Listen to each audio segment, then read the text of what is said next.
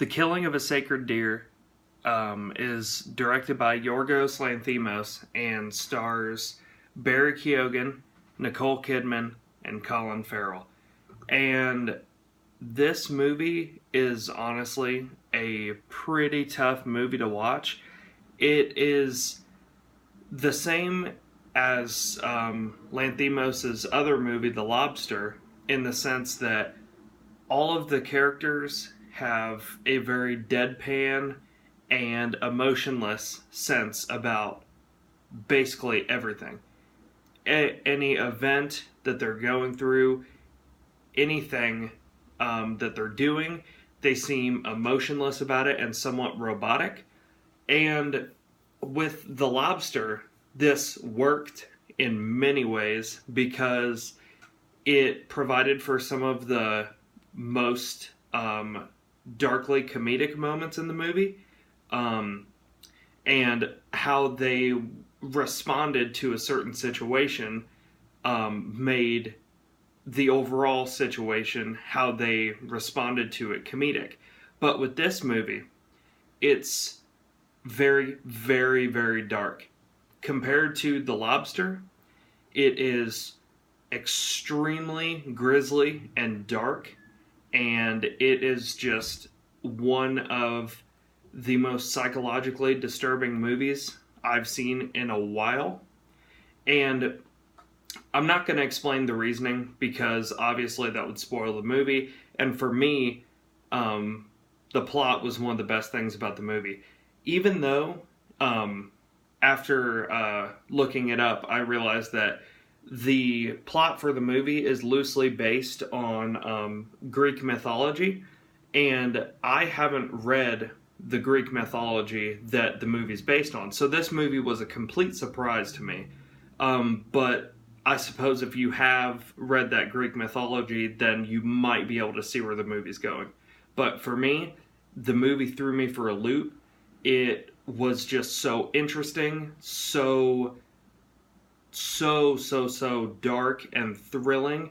And it's odd to say a movie like this is thrilling because honestly, almost nothing in this movie happens.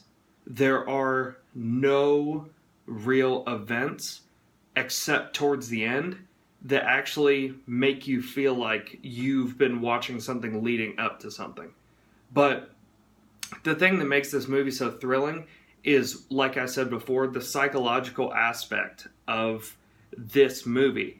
It puts you in Stephen, played by Colin Farrell, the main character's predicament, and it does it so neatly that I don't even know how Lanthimos did it because, like I said before, there's almost no emotion in this movie. So you don't really feel a connection to the characters because there being no emotion, you can't really feel anything. But at the same time, you can't help but place yourself in the situation that Stephen has gotten himself into and wondering what you would do in that situation.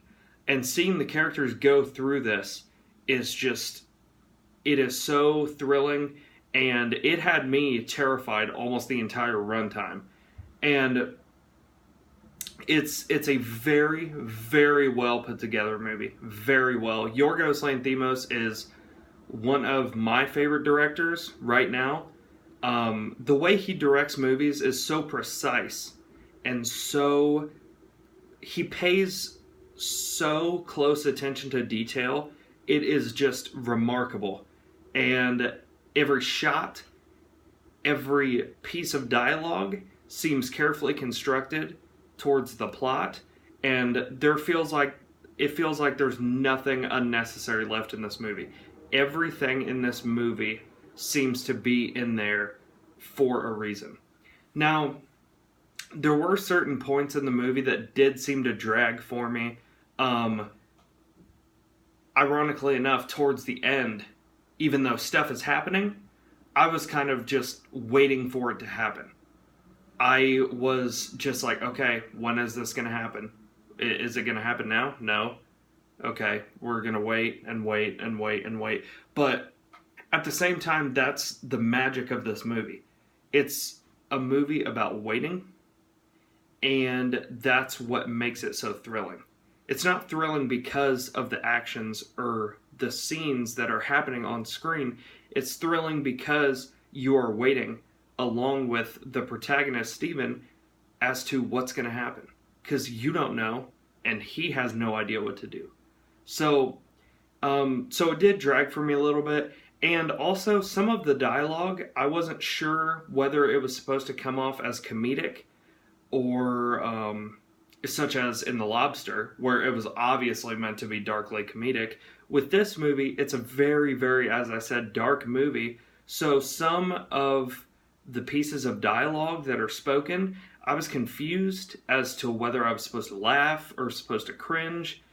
And yeah, some of the pieces of dialogue kind of seemed a little bit out of place within the context of the movie, how it's a deeply dark psychological thriller. Some of the pieces of dialogue seem to confuse me on that aspect a little bit.